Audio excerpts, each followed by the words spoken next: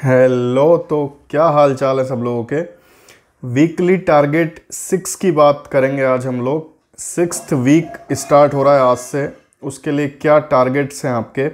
Weekly test 5 तक आप लोगों ने टारगेट्स कंप्लीट करके उनके टेस्ट भी दे लिए, अभी तक दे लिए हैं, ठीक है, दे दिए हैं। और आपके जो भी मार्क्स आए हैं, ठीक है, उनसे आपको आगे बढ़ना है, आगे आपको उसमें प्रोग्रेस करनी है। वीकली टेस्ट में अगर अच्छे मार्क्स आ रहे हैं और फुल लेंथ टेस्ट में कम मार्क्स आ रहे हैं तो उसका रीज़न यही है कि आपने जो लिमिटेड पढ़ा है और फुल जो है कोर्स उसमें अभी आपके डिफरेंस है, ठीक है, वही एक रीज़न है।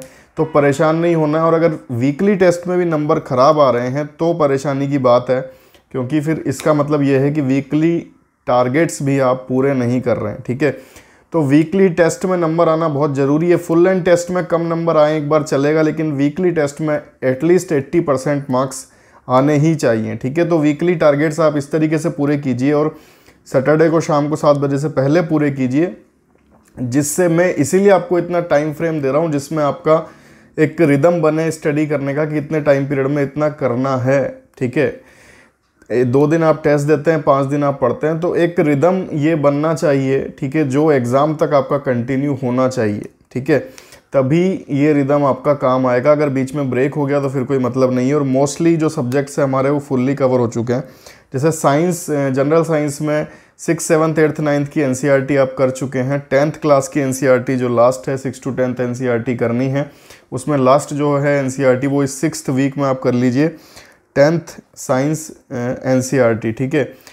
तो आपका पूरा ये जो कोर्स है मींस पूरा आपका जनरल साइंस यहाँ से कंप्लीट हो जाता है। और जनरल साइंस में फिर आगे के वीकली टेस्ट में और फ्रॉम 6th ऑनवर्ड्स 6th में भी वीकली टेस्ट में और आगे भी जितने भी होंगे वो कुछ भी साइंस में पूछा आपसे जा सकता है, ठीक है।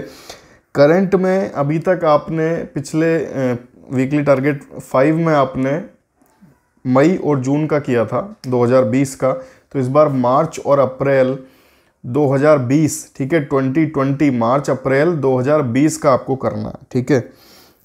इसके बाद पॉलिटी में शुरू के 10 चैप्टर तक आपका हो गया है। इसके बाद में जो पार्ट 2 है पूरा, जिसमें 5 चैप्टर्स आते हैं। कौन से 5 चैप्टर्स आते हैं? Parliamentary system, federal system, centre state relation, emergency के जितने आर्टिकल्स हैं, तो ये सब आप कर लीजिए। 5 चैप्टर्स हैं पार्ट 2 में, ये पांचों कर लीजिए। ये आपको लग रहा होगा पॉलिटी के हिसाब से ज़्यादा है, लेकिन ज़्यादा नहीं है, क्योंकि अब आपको डीपली नहीं पढ़ना है। जैसे फंडामेंटल राइट्स और डीपीएसपीज और ड्यूटीज़, इन सब में आप एक एक लाइन बाय लाइन और उसको बिटवीन द लाइन्स भी पढ़ रहे थे, रीडिंग बिटवीन द लाइन्स जिसको बोलते हैं, कि उसके अंदर से भी आप अर्थ निकाल के पढ़ रहे थे। वैसे अब नहीं पढ़ना है आपको, अब आपको ओवरव्यू लेना है। अब पॉलिटी में जितना भी हम आगे चलेंगे उसमें आपको ओवरव्यू लेते हुए चलना है। ओवरव्यू लेने का मतलब क्या है? कौन से आर्टिकल्स इन्वॉल्व हैं, ठीक है, क्या क्या चीज़ होती है, जो भी प्रोविजंस हैं, ठीक है। जैसे इमरजेंसी है तो नेशनल कब लगेगी, उसमें कौन से अधिकार चले जाएंगे, कौन से रहेंगे, कौन से आर्टिकल्स उसमें इन्वॉल्व हैं, कब लगाई जा सकती है, क्या कंडीशन है। तो इस तरीके से ओवरव्यू लेके आपको पढ़ना है, ठीक है। तो पार्ट 2 आपको पॉलिटी में पूरा कवर करना है, ओवरव्यू लेना है, ठीक है। इसके बाद में हिस्ट्री में क्रोनोलॉजिकली हम आ चुके थे 1942 तक, और अब आप क्रोनोलॉजिकली इसको पूरा फिनिश कर लीजिए, क्योंकि हमारा जो पार्ट है वो 1857 से लेकर 1947, ये जो 90 ईयर्स हैं इन्हीं का पार्ट है जो EPFO EO के लिए है। तो 1947 तक आप पूरी हिस्ट्री कर लीजिए। क्रोनोलॉजिकली आपका पूरा कंप्लीट हो गई है हिस्ट्री। इसके बाद में फिर हम नेक्स्ट वीक्स में पीजेंट मूवमेंट, न्यूज़पेपर्स, इस तरीके से हम करेंगे, ठीक है। बुक्स एंड ऑथर्स का भी करेंगे। अभी आप 1947 तक क्रोनोलॉजिकली आपकी पूरी हिस्ट्री कंप्लीट कर लीजिए, ठीक है। इसके बीच में जो भी आएगा वो आपके पेपर में आ सकता है, ठीक है। फुल लेंथ में तो आता ही है, वीकली में भी। फिर हिस्ट्री का क्रोनोलॉजिकली कुछ भी आपसे पूछा जा सकता है, ठीक है। तो ये भी 80-90% कंप्लीट है। और होप कि आप दोनों बुक्स साथ लेके चल रहे हैं, बिपान चंद्रा और स्पेक्ट्रम। अगर आप नहीं लेके चल रहे हैं तो लेके चलना चालू कर दीजिए, क्योंकि साथ लेके चलने में ही आप तेज़ी से पढ़ पाएंगे। अगर आपने एक पढ़ ली और दूसरी नहीं पढ़ी है तो फिर आपको ज़्यादा जोर आएगा दूसरी पढ़ने में। अगर आप एक साथ लेके चलेंगे तो बहुत आसान रहेगा, इसलिए एक साथ लेके चलना चालू कर दीजिए अगर नहीं चल रहे हैं अभी तक, और अगर चल रहे हैं तो बहुत अच्छी बात है, ठीक है। इसके बाद में अकाउंटिंग में आप जो 11th क्लास की अकाउंटिंग हम लोग फिनिश कर चुके हैं, 12th क्लास की अकाउंटिंग का जो फर्स्ट लेक्चर है नॉट फॉर प्रॉफिट ऑर्गेनाइजेशंस, उसको कर लीजिए, ठीक है। Accounting for not for profit organisations, इसको आप कर लीजिए। इसके बाद में इकोनॉमिक्स में पूरी 12th की मैक्रो इकोनॉमिक्स आपकी कंप्लीट हो चुकी है, वही फाइनल है, उसको रिवाइज कर लीजिए। ठीक है, इकोनॉमिक्स में आपसे कुछ भी पूछा जा सकता है। मैथ्स में आप लगभग कर चुके हैं। जो मेंसुरेशन वाला पार्ट आपने पिछली बार किया था एरिया से रिलेटेड, इस बार वॉल्यूम से रिलेटेड जो पार्ट है वो भी कर लीजिए। ठीक है, वॉल्यूम वाले क्वेश्चंस कर लीजिए सारे। रीजनिंग फुल है ऑलरेडी, कंप्यूटर फुल है और इंग्लिश भी फुल है। इंग्लिश के भी सारे टॉपिक आप कर चुके हैं, तो इंग्लिश में से भी कुछ भी पूछा जा सकता है। रीजनिंग, मैथ्स, कंप्यूटर, ये सब आपके लगभग फुल हैं। मैथ्स में आपके परमुटेशन, कॉम्बिनेशन, प्रोबेबिलिटी और नंबर सिस्टम ये बचे हैं जो हम नेक्स्ट वीक्स में लेंगे। इस बार आप वॉल्यूम आप कर लीजिए। तो लगभग आपके 50 to 60% सब्जेक्ट्स आपके फुल पे आ चुके हैं। आगे हम इसका रिवीजन करेंगे और जो भी थोड़ा थोड़ा बचा होगा वो करेंगे। इस वीक में आपको क्या करना है, फिर से मैं रिपीट कर देता हूँ। साइंस के लिए 10th class NCERT, current affairs March April 2020। ठीक है, पॉलिटी के लिए पार्ट 2 पूरा, पार्ट 2। ठीक है, इसके बाद में हिस्ट्री क्रोनोलॉजिकली कंप्लीट कर लीजिए इसको।